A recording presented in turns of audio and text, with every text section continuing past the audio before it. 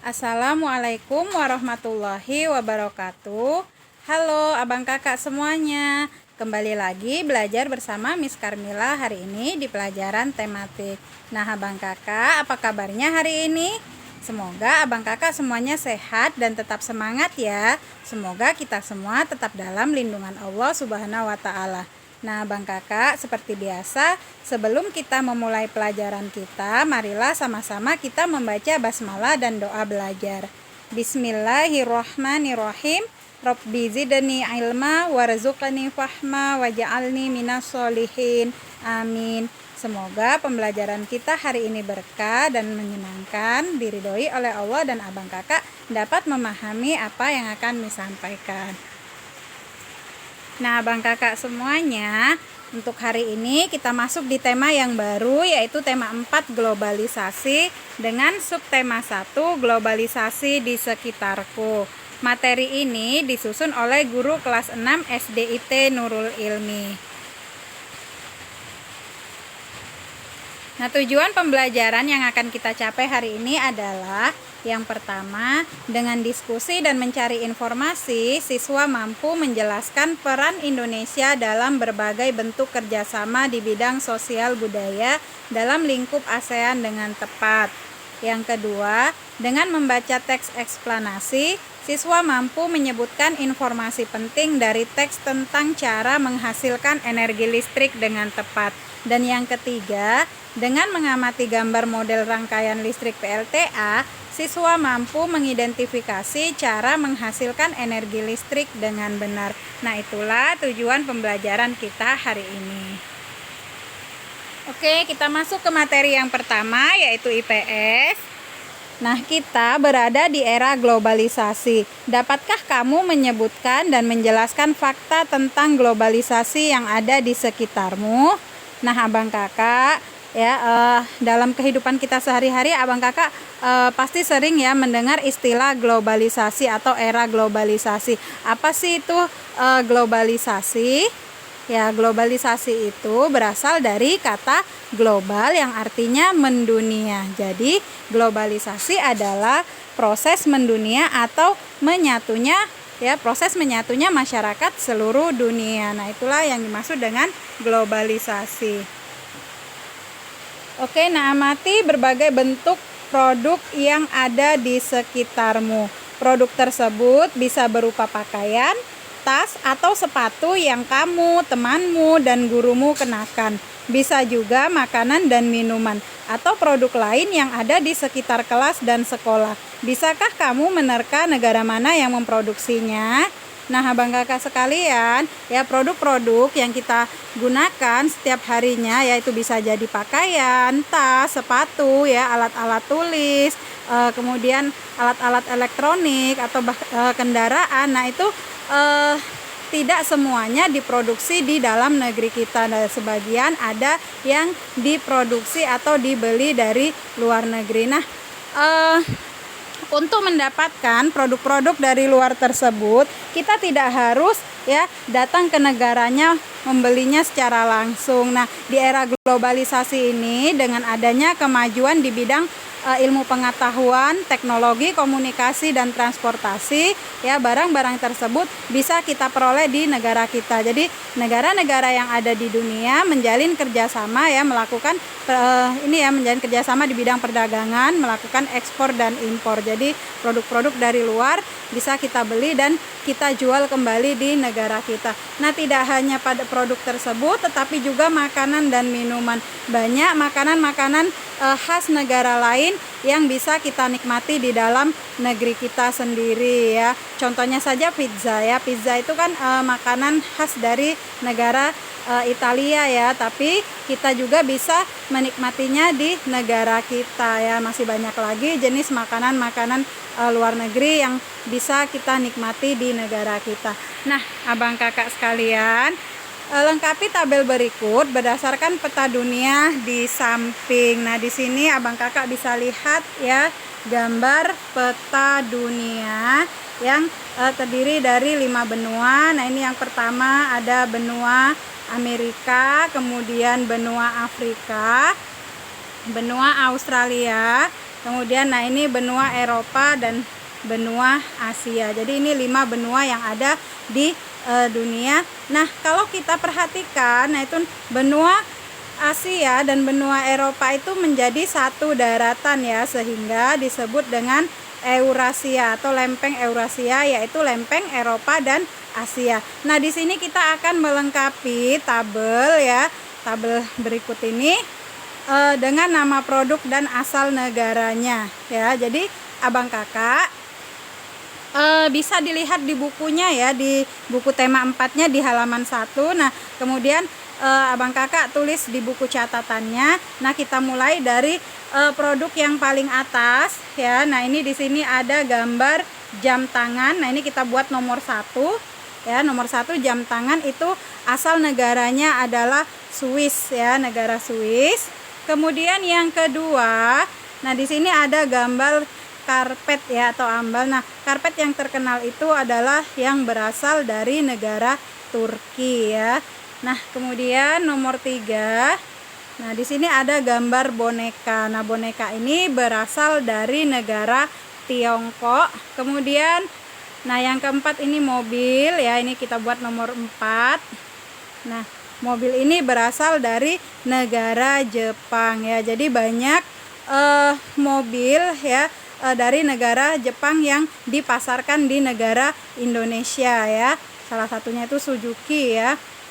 Nah, kemudian yang nomor 5, nah di sini kita bisa lihat sama-sama ini adalah gambar batik ya. Kita buat ini nomor 5. Nah, batik ini merupakan ya budaya atau produk dari negara Indonesia ya. Indonesia terkenal dengan batiknya, bahkan batik ini terkenal sampai ke luar negeri, dan batik sudah ditetapkan sebagai warisan budaya dunia ya oleh UNESCO. Nah, kemudian yang keenam, nah di sini, nah ini yang keenam ini adalah gambar susu. Nah, susu ini berasal dari negara New Zealand atau Selandia Baru ya. Nah, Bang Kakak jangan lupa ya dituliskan di buku catatannya. Oke, kita lanjutkan. Nah, pada era globalisasi ini, Indonesia juga melakukan kerjasama dengan negara lain, termasuk dengan negara-negara ASEAN. Nah, bagaimana peran Indonesia dalam kerjasama di bidang sosial budaya dengan negara-negara ASEAN? Oke, nah kalau di tema 1 kita sudah mempelajari bagaimana kehidupan sosial budaya, kehidupan ekonomi, dan kehidupan politik negara-negara anggota ASEAN. Nah, untuk tema 4 ini kita akan mempelajari ya bentuk-bentuk kerjasama negara-negara anggota ASEAN ya.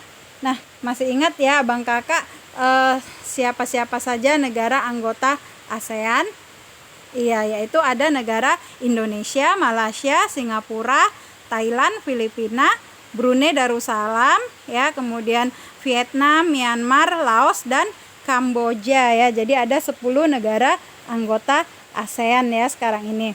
Nah, kita perhatikan ya gambar berikut ini ya. Di situ ada menu Hillary Clinton promosikan angklung ke dunia.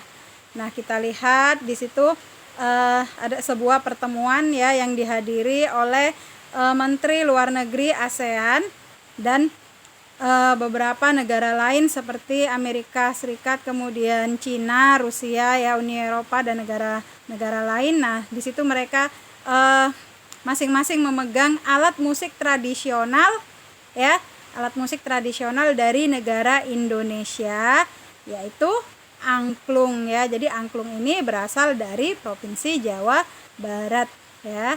Nah, terlihat di situ mereka sangat antusias ya, kelihatan senang ya memainkan alat musik tradisional tersebut. Nah, di situ juga terdapat tulisan situasi berubah drastis pada puncak acara penampilan angklung interaktif oleh Saung Mang Ujo ya.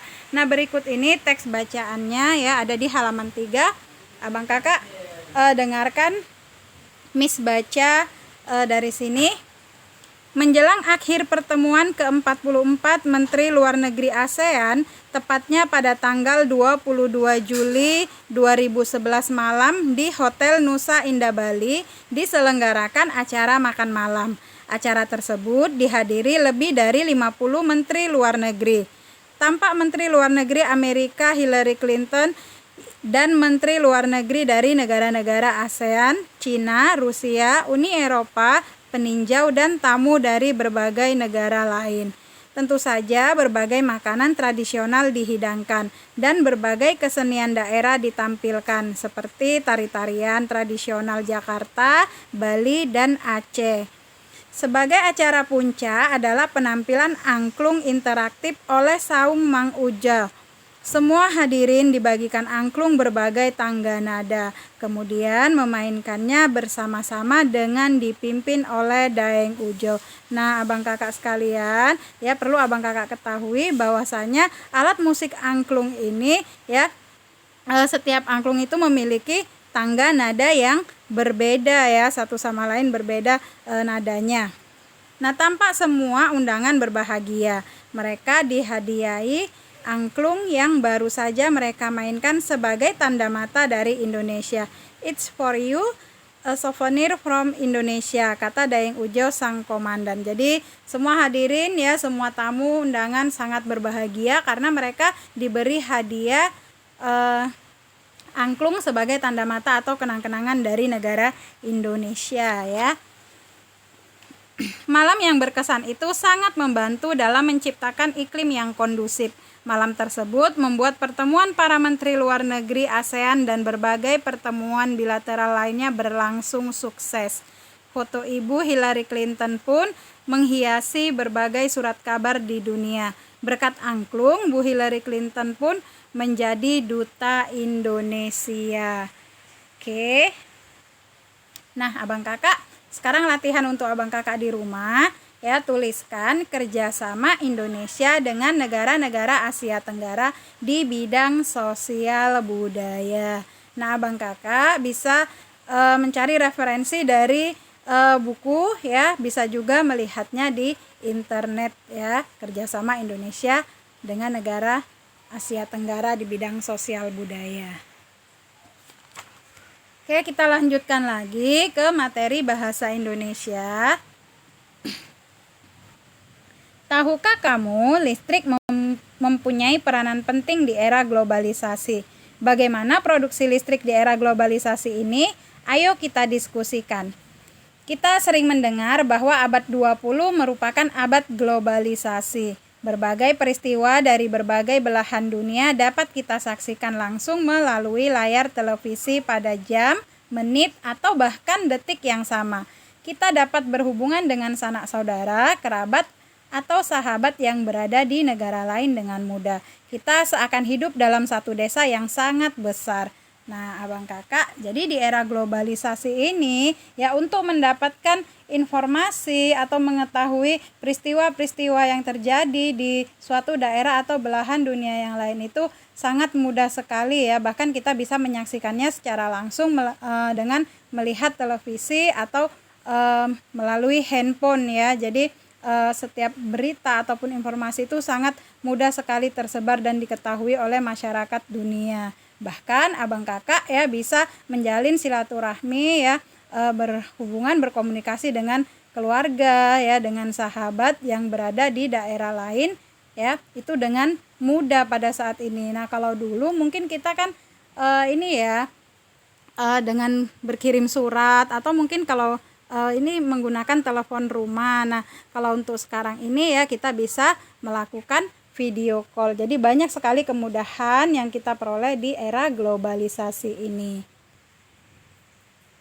Oke, nah sekarang ya bagaimana menghasilkan energi listrik. Nah, ini pembangkit listrik tenaga air ya. Bang kakak lihat di halaman 6. Listrik memiliki peran penting di era globalisasi. Tidak dapat dimungkiri bahwa globalisasi terjadi karena perkembangan teknologi di berbagai bidang yang didukung oleh peran listrik sebagai sumber energi di dalamnya. Dengan ditemukannya televisi, komputer, dan telepon genggam, arus informasi kemudian menyebar dengan begitu cepat ke berbagai negara di berbagai belahan dunia. Kebutuhan akan listrik kemudian menjadi suatu hal yang harus dipenuhi bagi semua negara di era globalisasi saat ini. Listrik dihasilkan di pusat pembangkit menggunakan beragam sumber energi. Pada pembangkit listrik tenaga air atau PLTA, air dari waduk atau sungai. Nah, Bang Kakak perhatikan gambarnya. Nah, ini nomor 1 ya, waduk ya, itu sungai yang dibendung.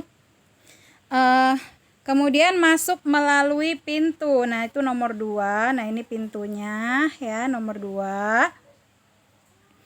Yang diatur oleh katup pengaman. Nah, itu nomor 3. Jadi nomor 3 ini adalah katup pengamannya ya.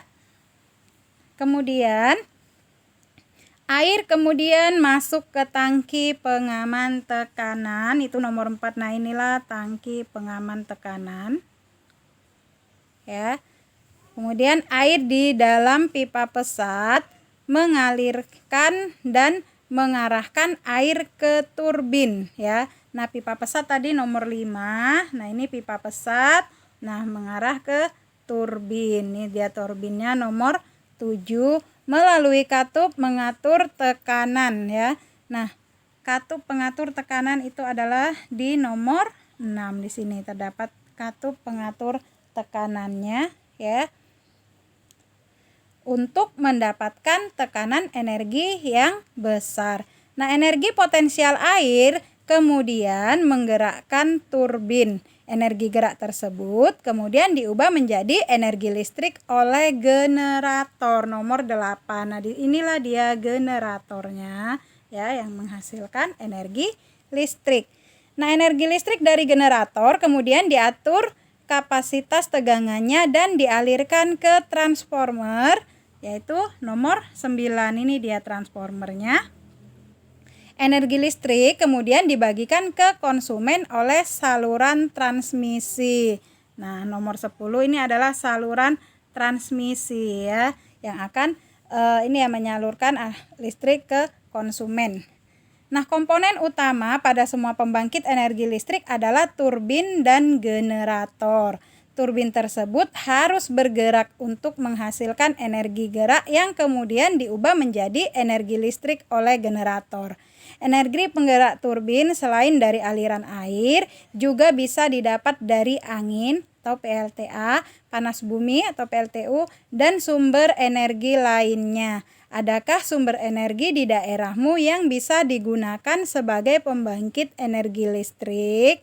Nah, Abang Kakak ya, kalau di daerah kita ya, di Provinsi Sumatera ini, di daerah Asahan ya, ada pembangkit listrik tenaga air, itu namanya Sigura-gura ya. Nah, mungkin Abang Kakak sebagian ada yang pernah berkunjung ke sana ya. Nah, kalau di negara Belanda, kita ketahui bahwa di sana banyak kincir angin ya. Nah, kincir angin tidak hanya berfungsi untuk mengalirkan air ke sawah-sawah para petani, tetapi juga ya berfungsi untuk pembangkit listrik tenaga angin ya.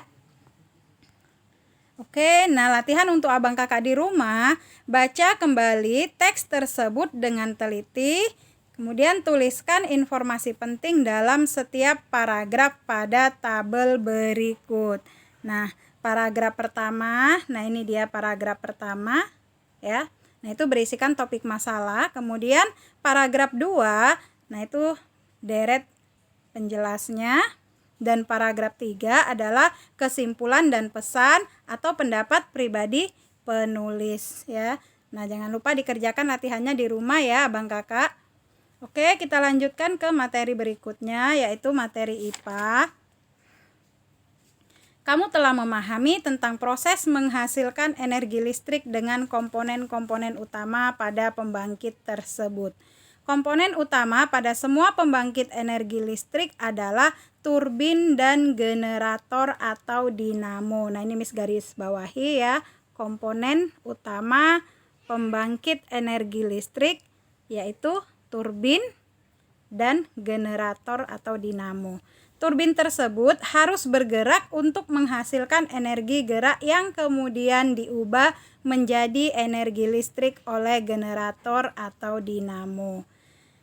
Pada pusat pembangkit dari waduk-waduk besar, energi listrik yang dihasilkan juga sangat besar dan mampu memenuhi kebutuhan listrik warga di banyak wilayah. Di daerah pedesaan yang belum terjangkau aliran listrik dari pemerintah, warga terkadang membuat pembangkit listrik secara mandiri dengan memanfaatkan aliran air dari sungai atau air terjun yang ada di daerahnya. Pembangkit tersebut tentunya menghasilkan energi listrik yang hanya cukup untuk memenuhi kebutuhan listrik warga sekitar saja. Pembangkit listrik tersebut dinamakan pembangkit listrik mikrohidro atau PLTMH yang memanfaatkan sumber energi alternatif dari aliran air yang ada di lingkungan sekitar. Nah, jadi berbeda ya PLTMH dengan PLTA. Nah, kalau PLTMH itu listrik yang dihasilkan itu hanya bisa memenuhi kebutuhan listrik untuk daerah tersebut saja, misalnya hanya untuk satu desa. Sedangkan pembangkit listrik tenaga air ya, nah itu listrik yang dihasilkan itu sangat besar dan dapat memenuhi kebutuhan listrik warga di banyak wilayah ya. Nah, sekarang kita amati gambar pembangkit tenaga listrik mikrohidro berikut ini ya. Nah, di sini kita lihat ya ada aliran sungai. Nah, ini sudah dibendung ya, dibuat waduk. Kemudian, nah di sini terdapat kincir air. Nah, ini kincir air ya. Nah, ini yang berada pada kemiringan 25 derajat. Nah, kemudian ini terdapat dinamo dan turbin ya. Nah, inilah nantinya yang menghasilkan energi listrik. Kemudian energi listrik disalurkan ke perumahan ya, ke penduduk atau ke konsumen. Nah, itulah tadi ya bagaimana proses ya menghasilkan tenaga listrik oleh PLTMH ya, pembangkit listrik tenaga mikrohidro. Oke. Nah, abang kakak sekalian, hari ini kita tadi sudah belajar tentang globalisasi, kemudian kerjasama negara Indonesia dengan negara-negara Asia Tenggara ya, kemudian kita mempelajari tentang pembangkit listrik tenaga air ya, bagaimana energi listrik dihasilkan, dan kita juga mempelajari ya pembangkit listrik mikrohidro ya atau PLTMH. Nah, Miss ingatkan kembali kepada abang kakak ya untuk mengerjakan latihan-latihannya, dan jangan lupa dikirimkan melalui WA Miss ya. Tetap semangat belajarnya di rumah, tetap jaga kebersihan, jaga kesehatan ya. Miss ucapkan terima kasih sudah menonton video ini dari awal hingga akhir. Kita tutup pelajaran kita dengan lafaz hamdalah.